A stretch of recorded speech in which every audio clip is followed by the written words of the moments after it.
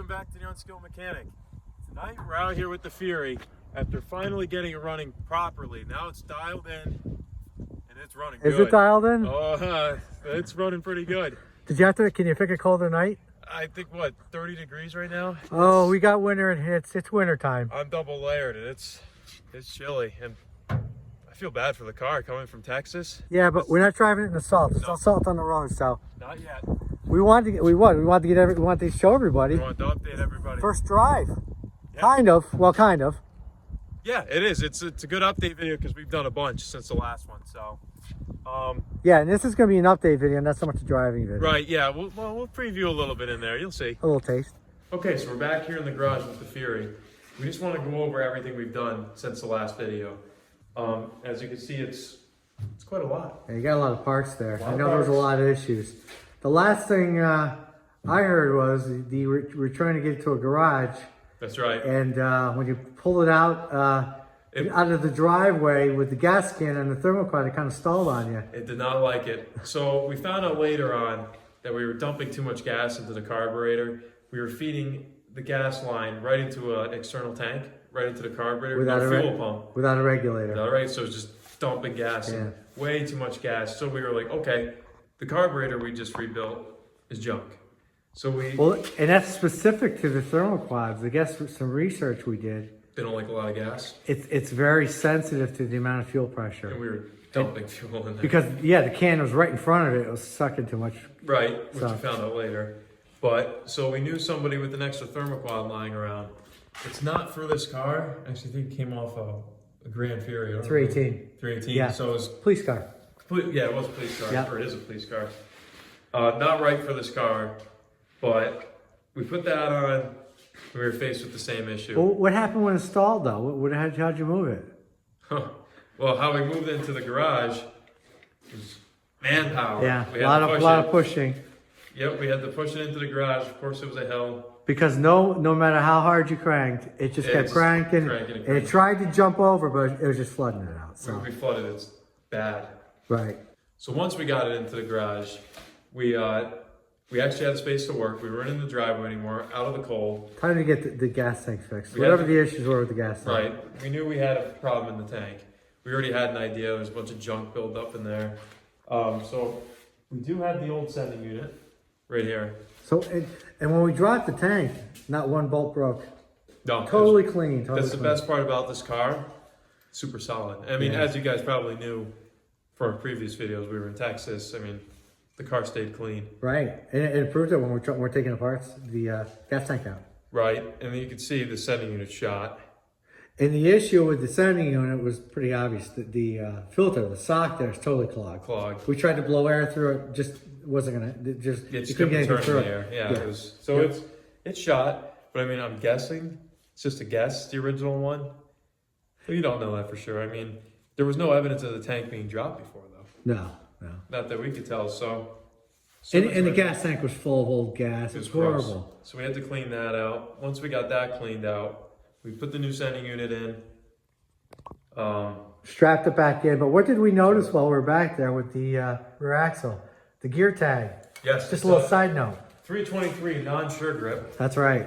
But a little excitement there. Yeah, the tag's still on. Nice, no rust. Just cleaned it off. Very clean. Yep. We also had the old grommet here. Right. Which is for the filler tube. Filler tube. Yep. As you see, it's all split. So that would have been. What we've noticed too is all the gaskets on this car. Yeah, the rubber's shot. It's just hard. Yeah, it's shot, and that was in really bad shape. So. And up here, I mean, we're used to rust, not really the cracking of rubber and stuff, but I take that over rust. You know, show them the lock ring too. This is the old lock ring. I mean, nothing. Oh, for the fuel sending unit. Yes. Yep. Nothing fancy. Nope. But good shape though, still. It is, yeah. But you can see all the metal on the car. Yeah. We keep all the original parts. Yeah, we do like to keep them, just because I mean, I don't know. No, it's good to keep. It's definitely good to keep them. So what happened when the new gas tank went in? Put some gas in it. So I put some gas in it. All the lines were ran, and then actually we still had this carburetor on it off the 318 Grand Fury, and the car fired right up. Yeah, it fired right up because the pressure was it was supposed to be. And then the car ran like crap still. It wasn't running great. But it ran. That was a start, and that was a huge jump from where we were in the driveway pushing it. Yeah. So now we at least had a running car. So after that, we decided to go with the full tune-up as you would with a car that's been sitting for 40 years. So I guess we'll start with the plug wires here. Those look like the original wires. Am I right on that guess? I think you're right. If I can find it here. Actually, this one. So it's Right Mopar. there. Oh, there you go. Mopar right on it. If we get in the light here. Focus on that. Oh yeah, There's the pedestal right there. Yeah. Wow. So possibly original wires or dealer installed or. What was a little surprise though when you pulled one or look at the wires? We were pulling off the wires. We're like, okay, why was this car running so bad? Obviously, some of the wires are frayed, but if I can find one, some of the ends weren't even connected. The actual metal connector wasn't connected. There's nothing. Yeah, it was just dangling. Somebody pushed the wire back into the boot. Right. Yeah, and it just kind of walked away from it. Here you go, right here. Oh yeah, there you go. On this one. Yeah. So that's a pretty good reason why. Yeah, it was like misfire. It was misfiring. So we were probably running on what, 3-4 cylinders. Yeah. You could tell it was not running good. Did you change the plugs too? Yes, we did change the plugs. I'll show you one right here. They're not terrible. They're foul, but all of them were consistent. None of them were worse than the other. Yeah, they're all full gas. I mean, they reek of gas. Another thing I find fascinating, maybe because I'm a dork, is the where they were made. They're made in the U.S. and they're the same plugs we bought randomly. We just bought new plugs. Oh, same plug? Same exact plug. Oh wow! But the new one was made somewhere else. Oh wow! It wasn't made in the U.S. and it was the newer plugs felt a lot chintzier. These are solid metal. Wow. So I mean, I don't know. We'll see how long they hold up. Yeah. New distributor cap too? Yes. Rotor? Distributor cap, rotor. Nothing fancy here. Actually, these didn't look terrible. Yep. You see that? Yep. Nothing too bad. The rotor was all right and a little burnt on the end there. Yeah, that's not too bad. It wasn't terrible. So maybe that wasn't the main problem. What kind of wires did you put out back on? 7mm? Yes, they're just standard black wires. We actually had orange Mopar wires, but they were for a 440, and we couldn't get them the route right, unfortunately. But if we do go back and do the wires maybe more thoroughly. Actually, no, we did them pretty thorough though. They're nice. They're routed perfectly. To do the actual wires, I remember we had to pull the alternator off. Yeah, this has got the oversized. What's the name of the alternator on this one? Lease Naville. Which we did a little research and is used on a lot of trucks. Police truck cars, off, yeah. 65 amp. Yeah, it's a big alternator. Actually, I think we have a picture. We took some pictures. Yeah, we'll have to plug one of those in there. Yeah, very big, very heavy, and very hard. It takes up a lot of room on the car, and it's got a lot of brackets. And, right. You know. It wasn't a blast to put back on. But if we do go through and do it again, I'll order the correct wires. So maybe. I remember we also noticed with the alternator, a lot of frayed wires. It looks like a rat or a mouse was chewing at it. If you remember from our first video with this car, we did show the mouse trap. That's right. A rat trap. And that's exactly where it was. It's right there. So there's some evidence right there. What else can we show you?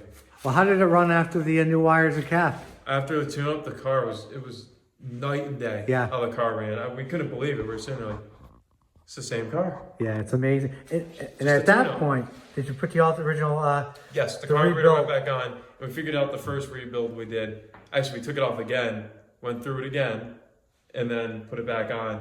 So it wasn't the rebuild. That wasn't on us. That was the external gas tank that we put on there is feeding too much gas. Yeah, that was the initial problem. That was the only thing I really did need though was an accelerator pump. It was dried out. Right, so it did need a rebuild, but the first rebuild we did was good. Good. Yep. Excellent. But we figured that out the hard way. All right, so we got the original carburetor back on. It's running well. Belts. So, belts had to be replaced. They were bad. Okay, another thing we forgot to mention, it's a muffler, and this was huge. If you remember the first video we did getting it running, or actually our last Fury video, it was obnoxiously loud. Here's the reason right here. Yeah, it's blowing right out. Yeah. It is blowing right out. It appears that at some point somebody tried to get this started. Nasty backfire. Backfire, blew out the muffler. I mean, the big blocks are kind of known for that. Freaking blow out your eardrum. Holy crap, that's been loud. Yeah. But we actually found almost the same muffler. This is a Walker. It's just a cheap, nothing fancy, but they actually sound great, in my opinion. And the thing with this car is the inlet was 2 1/4. Yeah, and the outlet was it 2? 2, yeah. It's funny because it's smaller. The tailpipes in this car aren't huge. So we had to use an adapter, but that actually wasn't too bad. Yeah. But once we got that on, oh, night and day. Yeah. The car actually has a nice rumble, as you probably heard the footage prior. So yeah, here's the muffler. Excellent. So when do we? So going back to, so we got it running well with the tune-up. That's right, with the muffler. We were backing it out of the driveway for the first time just to get it, get it rolling a little bit. Yeah. And it didn't seem like the transmission was working. What was the deal with that? We were a little nervous there because it wasn't grabbing gears. Well, a gear, the reverse gear, and it was sloppy, and we were a little nervous. Yeah, definitely. So your first instinct is to check the transmission fluid. So we put in neutral, checked the fluid. It was low. 2.5 quarts, maybe? 2.5 quarts. Yeah, it was really low. And once we put it back in, put it right in gear instantly. Yeah. It was great. Shifted perfect. It's just perfect. So yeah, still yeah. So after that, we were thrilled. So we pretty much had a running, driving car. Pretty much. So yeah, pretty much. So the other obstacle we had was the leaky steering box. It was bad. So we got out of the car after we just took it around the block real quick, just to see if we had gears and everything, which we did. We parked it, and we noticed it is just leaking power steering fluid bad. It was just pouring out. Yeah, right. The gaskets on this car were definitely they're solid. I mean, they're right. They're not supple anymore. They're just totally like rocks. Rock Yeah, hard. so everything's leaking. Which we expected. So that had to be replaced. Then the a couple other seals in there too. On the steering box had to be replaced. And once those were replaced, it sealed it up pretty good. But then another weak point in front of the power steering pump itself, the pulley, it started leaking a little bit. Yeah. Not as bad. Yeah. It was dripping. But this is stuff we just expected. A car that's been sitting that long. The unbelievable thing though is the cooling system. Except for a couple of leaky hoses, the radiator works great. It doesn't even heat up. It runs nice and cool. It does, and the heat works. So And the heat works. Heater core. So yeah, we're getting a little smoke inside. Man, that's another problem to diagnose. Yeah, yeah. I mean, as you'd expect. I mean, a car's been sitting probably around 40 years. I mean, right. We're shocked that we even made it that far. Definitely. And the car just runs so good now. Once we got it dialed in, I mean, we're impressed. Yeah. Very impressed. Timed it, greased the front end. Yes. And what else? that might be it for the winter. I think so. We have some spring projects we got to do. We got to put tires on it. What else we got to do? Windshield. Yeah. And a bunch of other miscellaneous stuff. But it's really coming together, and we couldn't be more happy. So maybe the video you made before, what was it, thermal quad or thermal junk? Yeah. I think we'll scratch out the thermal junk. It's actually, once you dial them in just right, it's good. Good enough. Excellent. We couldn't be more happy right now. So we have that. What else? Did I miss anything? Nope. I think that's good for now. Okay, so I just wanted to get a closer look at what we've done. Sorry the lighting's not the best, but if you can notice anything different. New belts. I'm not sure if you could see in prior videos, the belts were so shot when we ran the car, you could actually see the tread just start stripping back and forth. It was actually pretty wild to see. Wouldn't want to stand too close though. The alternators, you can see it's buried in there. That was not fun taking that off because we had to run the plug wires under the air cleaner here. It's tough to see it, I can't see it now. There's the distributor cap right there, the plug wires. But they're in there, they're routed properly. The engine compartment looks tidy, besides all the dust. Another thing to mention here, in the first video I showed you guys we were gonna replace the ignition switch, which we kind of did. We plugged it into the harness here, but we did not integrate it into the column yet. So there is no key. You just use the switch as it sits on the ground. So we'll show you, you just twist it. That starts the car. But actually there is the key. We had the key for the ignition. So we turn it on like you normally would. So that unlocks the column because this is a locking column. So you have to use the key to unlock the column and use the shifter. And then you got your ignition down there. All right, let's take it for a run. Let's go for a drive. Here we go.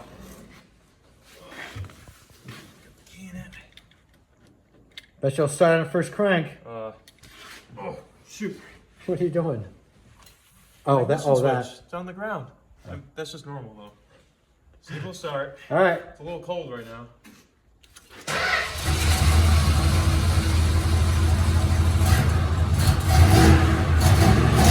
Nice. Boy, it sounds fantastic. Fired right up. Really does. All right, let's go for a drive. Okay, so here we are in the cabin of the Fury. I know we haven't showed you much in here, but that'll be a separate video coming in the future. So dash lights are bright. We have all the lights up there. So that's nice. I got my windshield defogger here. It is just the just a microfiber cloth. Yeah, I think you got a heater core problem because it is all fogged up. It's got some steam. But you know what? You just take this cloth. It's like brand new. And that seems to do it. Besides the giant crack in the windshield, That's it. it's like brand new. Can't complain. I can't see anything, but why would you need to? That's right. All right, stick it out. Let's roll. Take it around the block. Goes right in the gear. Again, we think it was a municipal car. Right. So those right. secondaries were never open. They were never opened. We don't think. I mean, we think it was just driven, you know, to do with the business, you know. Right. Yeah, just driving, just like this, Of just the cruising. town. Yeah. But if you remember, in our carburetor video, we showed you that the secondaries were solid. They were shut solid. Yeah, I think it indicates that there wasn't much use there. Which is great. I mean, if you remove the oil cap and look in, the valve train looks great. I mean, it doesn't smoke at all. No, everything looks great, and we're like I said before, we're thrilled. So Texas to New York. Yeah, look at the weather right That's- now. It's snowing right now, but fear not, no salt in the road yet. So that's why we wanted to get it out one more time for now. But we do have some big things planned for the spring, or maybe even a little sooner. That's what we're shooting for. Set our turn signal. We have a turn signal to the left. So what's unique about the certified speedometer? I know there's a couple differences, which people may not realize. Okay, so the turn signal, I don't know if you can see from back there? Yeah, I'm gonna bring it right up here. So if I go to our left here, see that arrow? That's unique to the certified speedometer, whereas in a normal or traditional model, you said it was left or right. I would say left and right on the indicator. And on the certified, yeah, it's an actual arrow. It's really neat. I love it. It looks great. It's a 140. It is a 140. Yeah, it was before 120, the traditional ones. Yeah. Okay, so we're just gonna take it on the road. Nothing crazy. Just to show you that it behaves on the road. Brakes are not the best. Oh, your blinker is there. There we go. It's We're not good to the so- left. We're good to the right. It's amazing the electrical even works. That's right. So we're just gonna cruise it. Nothing crazy. Yeah, again, it's the first drive. Here's the second. We'll see if the passing gear works. Oh, we're sliding there a little bit. But if you could hear that, the car woke right up, a little all over the place, but the roads are a little slick, so we're cheating there a little bit. But we'll get a more thorough driving video when we get a nice day for you guys. All right, so we'll open up the 4-barrel a little bit, nothing crazy. Get in the second gear and see if it'll kick down for us. All right, let's go.